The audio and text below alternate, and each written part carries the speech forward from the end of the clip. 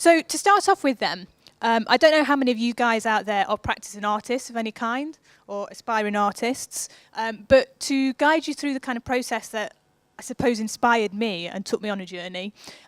First of all, I guess I call myself a new media artist. Now, firstly, that was just to find something to put on a tax return, to be honest, but I think many artists will agree that for quite a while, it's quite a hard thing to admit to. You often meet people for the first time, you shake hands and you go, hi, what do you do for a living? And you go, oh, I kind of do this thing that's with some video, and it's really hard to kind of define.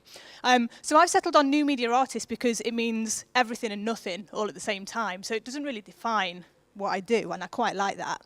In terms of my day-to-day practice and what I do for a general working day when I'm in the studio, it's kind of really broken down into lots of different art forms. So everything in there from kind of 3D animating to sound design, through to kind of handcrafted elements as well. So it's a real absolute mixed bag of all sorts.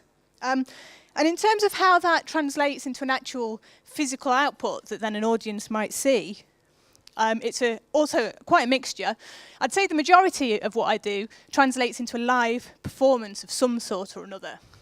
So that might be, for example, doing a face-to-face with an audience, or it could be that actually I'm hidden away and I'm controlling elements in a live performance setting, so it might be like an environmental aspect that I'm creating live. Also, the more kind of traditional installation, as we might call it, in a sort of art gallery setting, for example. A lot of content goes to video, and video is an increasingly more and more important thing.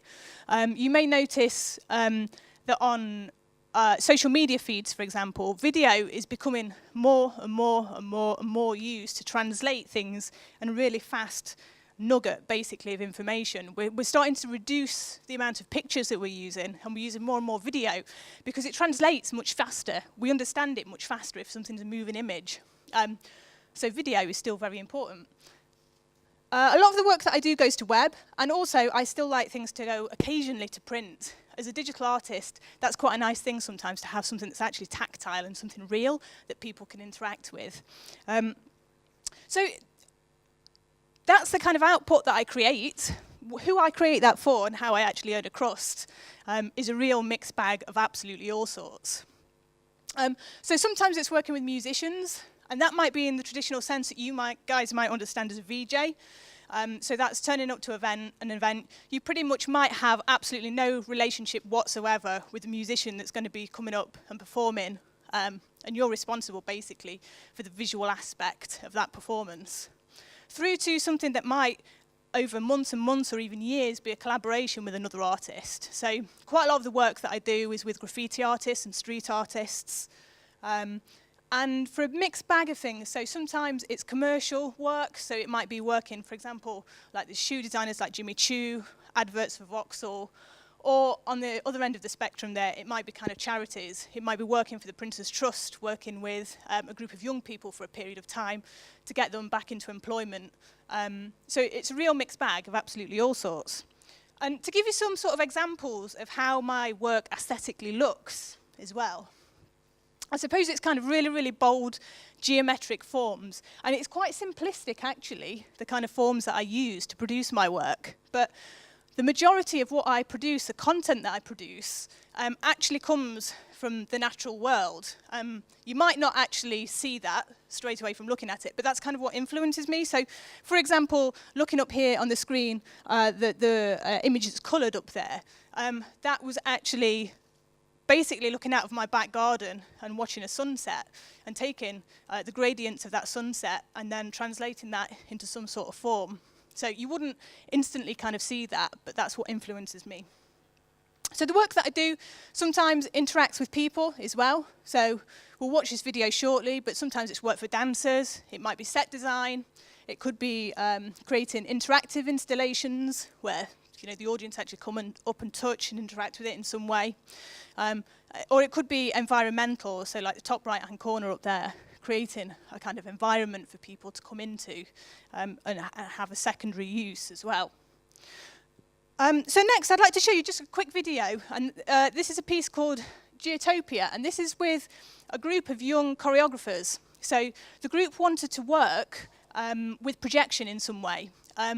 But they're all young, all under the age of kind of 25, between sort of 14 and 25, hadn't worked with projection before. They were very new to kind of choreographing pieces themselves. And we worked with an audio producer called Jimmy Power, who produced an amazing audio track that had lots of little details in the audio. And from those little details then, I could create pieces of projection, pieces of light, that seemingly interact with that audio and have little accents, which make that interesting then for the choreographers to work with. So I'll play this, and basically it's based on the concept of light and dark. So if I'm using white projection, the people will be illuminated on stage. If it's black, you won't actually see them.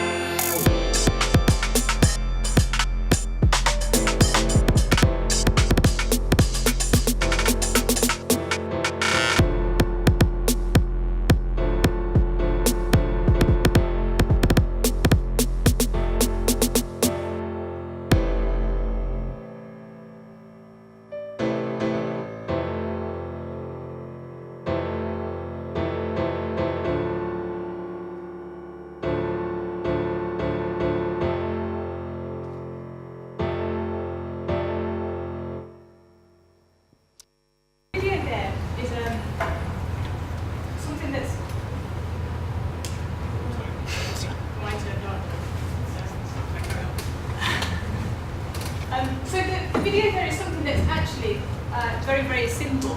The animation is very, very simple and simplistic. And the video itself is actually available to download on Vimeo because I'm a big believer in ensuring that kind of resources like that are available for anybody to use regardless. So if you were to commission a projection artist to design something like that in a theatre setting, for example, I don't know how much that might cost. It depends on the artist that you kind of employ. But I'm a big believer that youth groups like that should be able to be given the same opportunity, basically. So that's there, available for anybody to download and use in absolutely whatever context they would like to, basically. And actually, the project itself is a really, really simple one in that it doesn't use any big high-tech plugins at all. It's basically a screen with people in front of it and a projector. And you know, for 40 quid, you can pick up a projector from eBay, and you can produce something that's similar to that. So moving on to kind of my background then. I'm from actually an audio background. I started working in recording studios when I was quite young. As soon as I left school, I went and volunteered. I went and volunteered in recording studios. And it was from kind of an interest in audio and from performing. So I quite quickly, from doing recording sessions and as a studio engineer, moved into DJing and wanting to actually kind of go out and perform live. So because I'm quite techie, I like pushing pieces of equipment to the limit. So I quite quickly found a niche in turntablism, in scratching, and wanted to become a scratch DJ and just take over the world with that, basically. So that obsessed me for kind of a number of years, practicing sort of 4 hours a day. And this was a few years back. And back then, I was demoing the equipment for Stanton, who's a DJ manufacturer. So I used to go around kind of showing off, basically, for kind of people to watch and then hopefully buy the products or want to learn more about them. And then Stanton introduced a product called Final Scratch, which is one of the first pieces of equipment that allowed you to manipulate an MP3 using time-coded vinyl. And that, to me, was really, really exciting because it kind of instantly opened up my world that where before I'd have to buy pieces of vinyl that were kind of pre-pressed, suddenly now I could take a sample that I produced myself and start to manipulate it. And that was just mind-blowing. And then quite quickly, that software progressed, and you were then able to manipulate a video file, not just an MP3. So I got really excited about that. And initially, my idea was that I would produce just a white flashing light so that when I was teaching people to scratch, I could kind of show them a visual form of the kind of rhythmical nature of scratching and understand like a 3-finger or a 4-finger crab scratch, how rhythmically that might look. And then I produced a set from that, basically. It looked absolutely horrific and no one else was interested in it apart from me. But that was kind of the catalyst, really, into then thinking, okay, so audios and visuals being produced live, what can I do with that? And then VJam came along and kind of completely blew that out of the water, and then I went off in that direction, and that's the kind of end of it, really.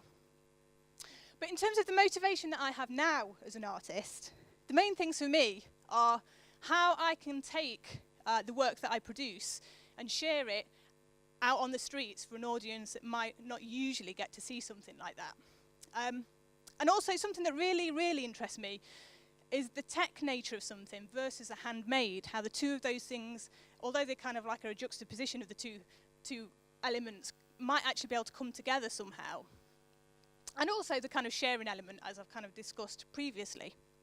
So using the streets as a canvas then, so how can we extend digital work, which sometimes can be quite isolating in the digital world, and get it out there onto the streets for people to see and kind of extend, from the screen, basically. One thing that I really, really enjoy doing is kind of surprising people. And I think that goes back to when I was a scratch DJ working in a nightclub, and I'd have a gang of really geeky guys around me all kind of watching how fast I was scratching, what I was doing, how I was doing it. I got a buzz from that. And actually I've realized that that translates into the audio-visual form as well, art form. And what I really love is putting a piece of artwork out there on the streets and people just completely stumbling across it and going, oh, actually, this is really interesting, and getting a reaction from that. Last night, we were out on the streets in and around Shoreditch projecting, and we projected a number of slogans up onto the train station opposite. And again, then, it was fantastic. I'm kind of there geeking along, kind of pressing all the buttons to make it work. But actually, then when I actually look up, at the side of me is a mass of people all standing and looking, taking photographs, and kind of coming up and going, yeah, good on, like it, yeah, and then walking off. And it's that reaction, that audience interaction, that for me is a really exciting and interesting thing. And the ability to take artwork into an interesting place and kind of stumble upon it by accident, again, is something that to me is really, really exciting. And I think it's kind of creating a sort of covert culture, which I really love. I'm from Mansfield, which is a sort of ex-mining community, which has all the little isms and problems that go along with kind of you know, a community that's had the kind of heart ripped out of it and is having to rebuild itself. And what I really, really love is that you probably wouldn't find that much kind of cultural activity in the middle of Mansfield. There are things, but, you know, it's a bit of a desert land, really. And for me to kind of suddenly just rock up in the middle of Mansfield doing something, the guys hanging out outside McDonald's smoking a fag at the age of 14 might suddenly look up and go, oh, look, and take a picture of it, and then share that amongst their friends.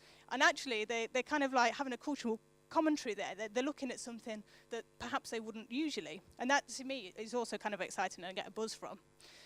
But in order to do these things, we have to devise sort of technical solutions in order to enable it. So you might have seen lots of kind of similar devices to this, because there's lots of them out there. But this was a project that we created called the Light Cycle. And again, this is with a kind of local community group. We wanted a way of being able to enable young people from Mansfield to go out and be able to kind of share some of their artwork that they were creating. So we made the Light Cycle. So this has got a really high power projector. Well, not really, but you know, it's not bad. It's about 6,000 lumen.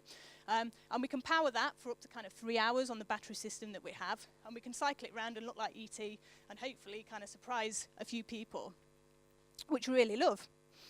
Moving on to the sort of tech versus handmade that I was commenting on earlier on. I do a lot of work with graffiti artists. And this was a project that sort of really interested me in how we might be able to take a physical form of something and then be able to introduce the digital element over the top of that. So with an artist called Pete Barber, who paints huge scale murals and graffiti art, we set ourselves a challenge. This is about 5-6 years ago, of saying, okay, let's have 4 hours. We'll afford ourselves 4 hours in a kind of disused area with a blank wall. We'll take a projector, and in that 4 hours, we'll just film it, see what happens, and see how we can get the two things to fit together. So we didn't go with any preconceived ideas, and basically we just saw what would happen. From this, we created a video, and we didn't really know what to do with it, to be honest. So we'd got this video. We're like, okay, fantastic, we've made this video. It's kind of an interesting process. What shall we do with it now?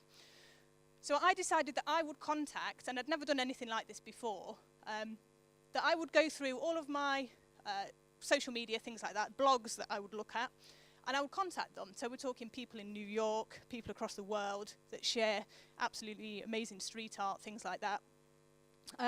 And suddenly, the next morning when I'd woken up, I kind of sent them all an email. They were sharing my work, and it was out there suddenly with thousands, hundreds of thousands of people looking at it. For me, which was kind of completely mind-blowing. It was like, wow, we've just reached an audience that ordinarily we wouldn't do. And from that then, work started to spawn, and opportunities started to spawn themselves, basically.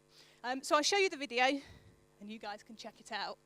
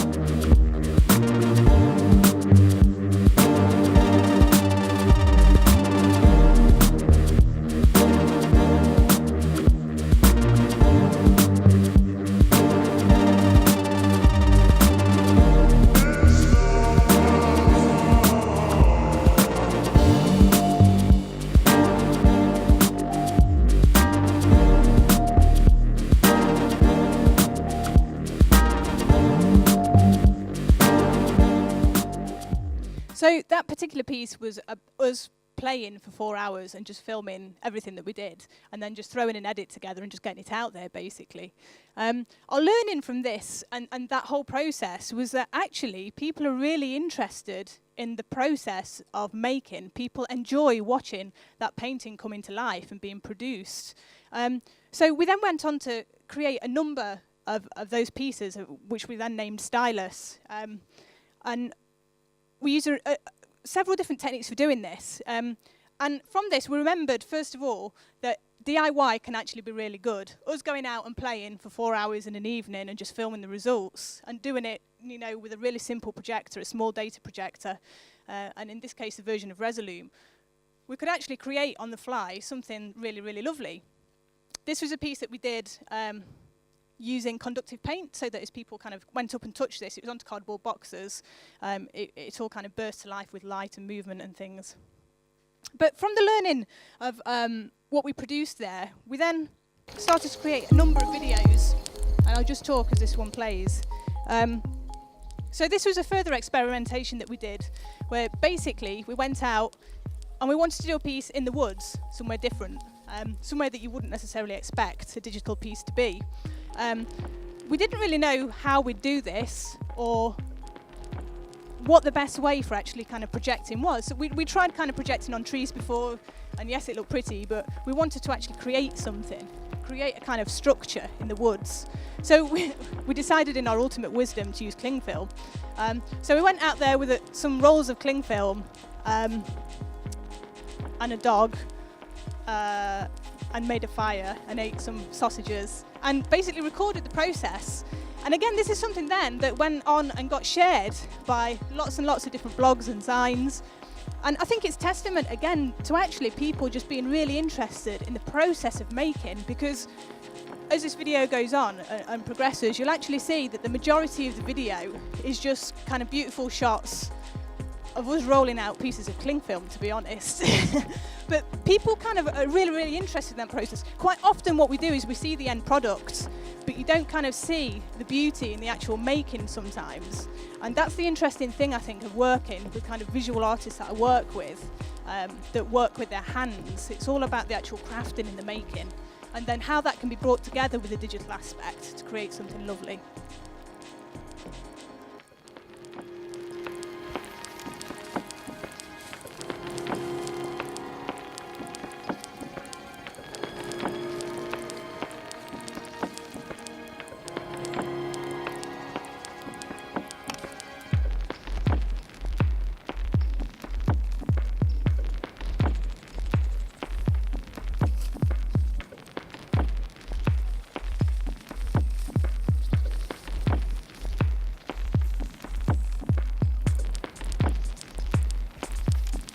So the actual process that's being used here is a projection light being shone through the cling film, but interestingly what happens is that obviously, similar to projecting through glass, it'll just shine through and you won't actually see it. But as soon as you take a spray can and spray a mark onto it, suddenly you're given a surface for the projection to hold and for you to see.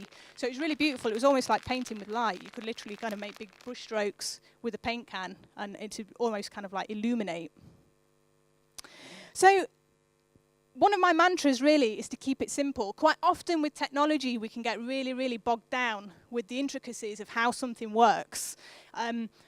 We create stuff as technologists working in the kind of art forms that, you know, is massively, massively complex. And, you know, there's lots of things happening here that's testament to that. But ultimately, to me, regardless how intricate the technology is that I'm using to enable a final output, I think to me, to the audience and for the person viewing it, they don't really care. What they want is that really beautiful experience and that kind of humanistic touch.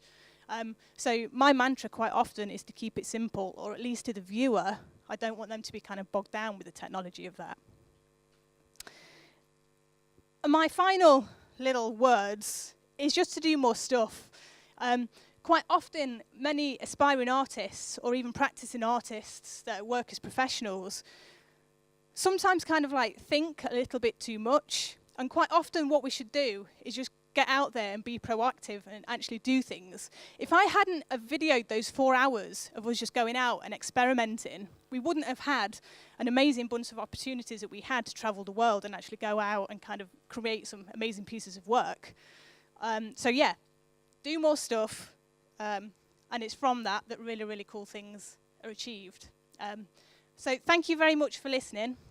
Has anybody got any questions at all that they would like to ask about any of that? Can I give you the microphone? I've been asked to do that, sorry. How do you get a commercial work, basically huge paid work, and how do you work with your team? Okay, so that's really interesting. That question there was, how do you get commercial work? And how do you get that kind of paid work working in a team? Is that right? Yeah. So I'll kind of give you my experience of that. So I needed to create a name for myself to put on my tax return. Either I put my name down as the company name, or I had to create a name. So I created the name Urban Projections. Now, on reflection, the reason that I actually did that was so that I could be really, really ambiguous. Now, first of all, to make it clear, Urban Projections is me. It's just me. I haven't got a team of people sat in London in a big office working on accounts, and all the rest of it. It is just me. And the output generally is just from me. Occasionally, it's collaborations as well, though. I do have a manager now, because that's just made life a lot easier as you kind of get busier and busier to handle that kind of, business side of things. But essentially, it's just me. So going back to that kind of ambiguous nature of choosing the name, I suppose I was a little bit crafty at the time, because what I realised is that I wanted my portfolio to grow with bigger names and bigger clients, because from doing that, it almost seemed like that there might be more opportunities that would present themselves. It's almost like a label of trust sometimes, and it's sad that this is the case. But I think sometimes commissioners, whoever that might be, whether it's in the commercial world or in the artistic world, whatever, they want to be able to look at an artist and look at their CV, essentially, their client list, and say, oh, such and such has commissioned them, such and such they've worked with, whatever name. And in that case, it validates it then, and they can afford them some trust. I don't think that's a right thing, but unfortunately, that's how I felt that it was. So I thought that by calling myself Urban Projections, and not just calling myself Rebecca Smith, that little artist sat there with nothing on the portfolio yet, actually, to some people, it might appear that I am a big organisation or a big company with a number of people working for us. And I think it was just from sheer just getting stuff out there, like the doing more stuff, beginning to get things snowballing, beginning to get noticed, getting videos out there, starting to share it on social media, and starting to get a little bit of following of people, a bit of momentum that, eventually little jobs will come in, they'll start to kind of trickle through. And then slowly you start to see that your portfolio builds and builds and builds. And still, the majority of people who go to the website, look at the client list, look at the kind of work that I do, they still ring me expecting that I've got a team of 10 designers working that is Urban Projections, and that, that are working in accounts and can quickly whip up a costing for 600 projectors to projection map the shard or something like that. But unfortunately, it is just, fortunately, unfortunately, it is just me. But I suppose in answer to the question, it's just a matter of momentum. You just have to build that, and you have to find your channel for it somehow, and it's a difficult thing, and there's no right or wrong answer, I don't think. So, yeah. Yeah, sure. It's that hard decision. Do you, in the first outset, kind of what direction do you take and how do you do it? And in retrospect now, I actually want to revert back to it just being me, because the name Urban Projections as well, it's really restrictive because it says urban and it says projections. I don't just work with projections, and I live out in the countryside, in the middle of nowhere. So it's the most kind of stupid name it could be, really. But actually, I'm kind of stuck with it a little bit now because people kind of know it and understand it. So, yeah. It's hard.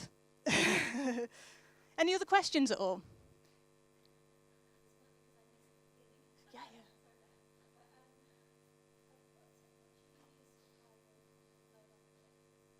So what do I use to power mobile projectors? Marine batteries, basically. I found when I first started doing this, I saw that lots of people were creating different mobile units for going out and projecting, but I just knew absolutely nothing about it, to be honest. And I spoke to lots of electricians, and they were really kind of like blasé, like, oh, you just need a battery and just an inverter and just do it. And that's what I did, whether silly or not. I literally got the biggest battery I could find, marine batteries. They're horrible, they're heavy, they're the bane of my life, and I've got 12 of them that blight my garage. But yeah, a marine battery, an inverter, and that's it. You're kind of laughing, really. It's really quite simple. Yeah, absolutely that, yeah. Deep cycle batteries, yeah, absolutely those, yes. Yeah, they cost about £80 to £100, something like that for a battery, sometimes 140. It depends what quality of battery you buy as well. And you tend to find that they're really, really temperamental. So if you keep them in a warmer condition and look after them, they sometimes then hold their charge for much longer. They're not designed to be discharged fully and then recharged. The way that they should be used in a caravan, for example, is that you'd use it a little bit and then it'd get recharged, and then you'd use it a little bit more, it gets recharged. So it depletes the life of the battery quite drastically by draining it down and then using it again. But using a 6,000 lumen projector, you tend to get about an hour and a half, something like that, from them. We tend to carry 2 batteries because they can be temperamental, and one might just go for, 25 minutes, for example, and then just switch and go. So we carry 2 with us, and hopefully with them we can project for longer. Thank you, guys. If anyone else has any questions, please catch me afterwards. Thanks.